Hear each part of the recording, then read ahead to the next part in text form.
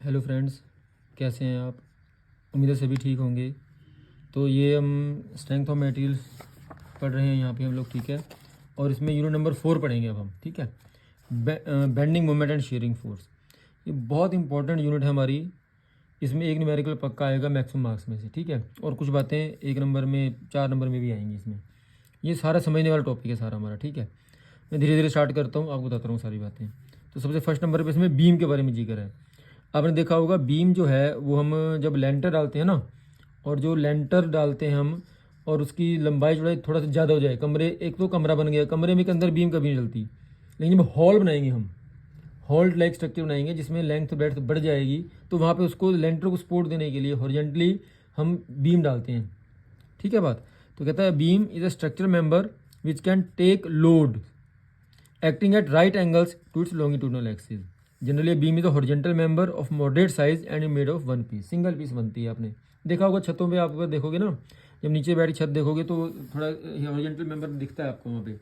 लेकिन मैं फिर कहूँगा घरों में चांस कम है इसकी। किसी हॉल वगैरह में जाओगे, हॉल में देखोगे तो आपको बीम देखने को मिल जाएगी वहाँ पे। एक होते हैं कॉलम्स, कॉलम्स वर्टिकल मेंबर है, जैसे अब पिलर जिसे बोलते हैं हम लोग, ठीक है।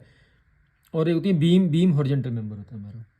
तो types of and supports of the beam इसमें टॉपिक है। जैसे मतलब हमारे पास बीम को सपोर्ट कैसे करनी है, जैसे फ्री सपोर्ट।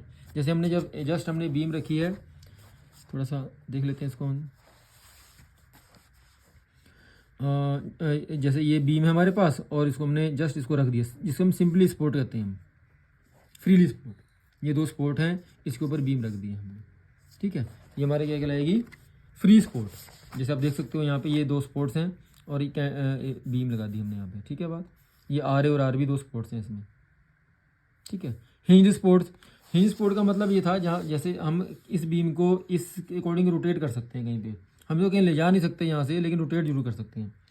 बढ़िया एग्जाम्पल है, जैसे आप दरवाजे देखे होंगे आपने, दरवाजे में जो लगे होते हैं ना, जिसमें जिससे जिससे यहाँ से वो रोटेट करता है वहाँ पे वो, ठीक है।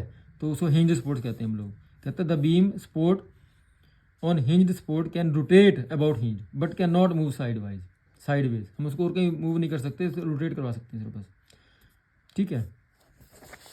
नेक्स्ट हमारे रोलर सपोर्ट, जस्ट नीचे हमने रोलर लगा दिए, ठीक है। रोलर सपोर्ट दे दी है इसको हमने, ताकि हम बीम को यहाँ वहाँ इजीली मान लो कहीं ले जाना है तो ले जा सकते हैं। फिक्स सपोर्ट फिक्स कर दिया, जैसे यहाँ पे फिक्स कर दिया फिक्स सपोर्ट में, ठीक है। फिक्स सपोर्ट के लिए हम ऐसे कह देंगे, ये हिसाब से फिक्स कर दिया और इसको अंदर ऐसे घुमा दिया, ठीक है बात। ये फिक्स सपोर्ट है। नेक्स्ट हमारा क्लासिफिकेशन ऑफ बीम, बहुत इंपॉर्टेंट टॉपिक है हमारा ये। मैक्सिमम मार्क्स में आ सकता है, 8 नंबर पूछ सकते हैं क्लासीफाई बीम, या 4 नंबर में किसी दो के बारे में डिफरेंस, या 1 नंबर में कुछ पूछ सकते हैं, बातें भी बताओ इसके बारे में क्या कुछ कैसे हैं। तो ये 6 टाइप की बीम आपके सिलेबस में यहाँ पे जैसे लिखा हुआ है। कैंटिलीवर बीम है एक, सिंपली सपोर्टेड बीम है, ओवर हैंगिंग बीम है, प्रॉप्ड कैंटिलीवर बीम है, फिक्स्ड बीम है और कॉन्टीन्यूस बीम है। तो सबसे पहले हम पढ़ेंगे कैंटिलीवर बीम के बारे में। ऐसी बीम जिसका एक एंड, जैसे मैंने यहाँ बता दिया आपको, एक एंड तो फिक्स हो, जैसे यहाँ पे ये बताया था मैंने, एक एंड उसका फिक्स है, दूसरा एंड फ्री है। सुनो बात समझे, हमने लिखना है अगर कैंटिलीवर बीम आपसे पूछा जाए, कहता है beam having one and fixed and the other and free. एक एंड मैंने फिक्स कर दिया था यहाँ पे और दूसरा एंड बिल्कुल फ्री छोड़ दिया है। सिंपली सपोर्टेड बीम ये वाली आ गई, जैसे मैंने पहले बना दिया आपके लिए। सिंपली सपोर्ट मैंने उसको रख दिया, बीम को सिंपली सपोर्ट पर रख दिया सर, बस आप उठा के ले जा सकते हो, कोई दिक्कत की बात नहीं है। ओवर हैंगिंग बीम, नाम से पता लगे ओवर हैंगिंग, ओवर हैंग कर रही है। मतलब क्या, मान लो ये सपोर्ट मैंने दे दी दो और यहाँ से बाहर निकल गई है, मान लो ये ऐसे बाहर निकल गई है, ठीक है। ओवर हैंग कर गई है, ओवर हैंगिंग बीम कहलाएगा। मतलब जो सपोर्ट है वो एकदम कॉर्नर पे नहीं है, सपोर्ट दोनों एकदम कॉर्नर पे देख सकते हो यहाँ पे। ये वन हैंड ओवर हैंगिंग है, यहाँ देखो ध्यान से एक बार, ये वन हैंड ओवर हैंगिंग है, एक हैंड से ओवर हैंग कर रही है। ये बोथ हैंड ओवर हैंगिंग है, दोनों हैंड से ओवर हैंग कर रही है, सपोर्ट यहाँ आ रही है। Propped cantilever beam, propped cantilever beam जैसे मैंने कैंटिलीवर बीम बताया आपको, मान लो मैं दोबारा बताता हूँ एक बार, ये कैंटिलीवर बीम है हमारे पास मान लो, ठीक है। और मान लो मैंने सपोर्ट देना है इसको, कुछ ना कुछ ऊपर से, ऊपर सपोर्ट आएगा, इस पर लोड आएगा तो झुक जाएगी ना यहाँ से आप। तो मैं क्या करता हूँ, जैसे हम कई बार देखा होगा यहाँ बलियाँ लगा देते हैं ना, तो कोने पे एक सपोर्ट दे दिया मैंने यहाँ पे। अब अगर कुछ लोड आया भी सही इस पर, तो यहाँ पे झुकेगी नहीं है ज़्यादा। समझ रहे, समझ रहे, इसे कहते हैं propped cantilever beam. Propped cantilever beam देखो यहाँ पे लोड दे दिया, यहाँ पे सॉरी सपोर्ट दे दी लास्ट में। और कैंटिलीवर बीम ही एक तरह से, of which one end fixed and other end is provided with support in order to resist the deflection of the beam, ताकि बीम डिफ्लेक्ट ना करे। ठीक है। नेक्स्ट है हमारा फिक्स्ड बीम। फिक्स्ड बीम जैसे मैंने बताया आपको, फिक्स्ड दोनों एंड से फिक्स हो जाएगी, और क्या है, यहाँ से फिक्स हो, यहाँ से भी फिक्स है, ये फिक्स्ड बीम बन गई हमारी। देख सकते हो आप, जैसे आपकी बुक में दे रखे हैं, ये फिक्स्ड बीम होगी हमारी।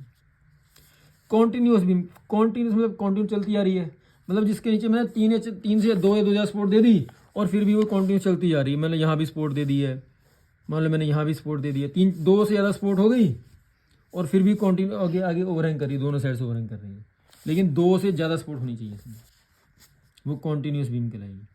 अ beam having more than 2 supports is called continuous. The supports at the end is called end supports, जो एंड में थी, लास्ट में थी, ये ए और D. While all the other supports are called intermediate supports, B और C क्या कहलाएंगी, intermediate sports कहलाएंगी। ठीक है। नेक्स्ट है हमारा टाइप्स ऑफ लोड। 3 टाइप का लोड आपके सिलेबस में है।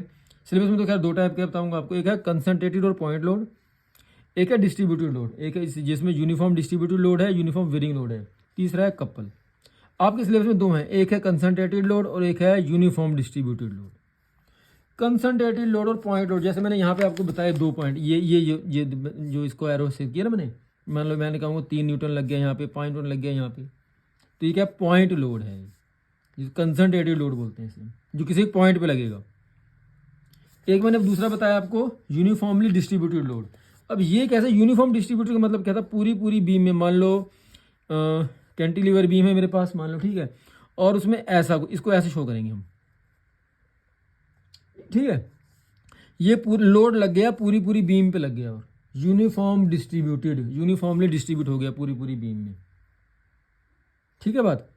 इसी डब्ल्यू पर यूनिट लेंथ, मान लो डब्ल्यू पर यूनिट लेंथ ऐसे बोलेंगे इसको, पूरा लग गया है यहाँ पे, मान लो जितने का भी लगेगा पूरी लेंथ पे लगेगा, उसे कहेंगे हम यूनिफॉर्म डिस्ट्रीब्यूट। देखो यहाँ पे जैसे शो कर रहा है, ये डिस्ट्रीब्यूटेड लोड है, यूनिफॉर्म डिस्ट्रीब्यूटेड लोड हो गया, ये देख रहे हो आप।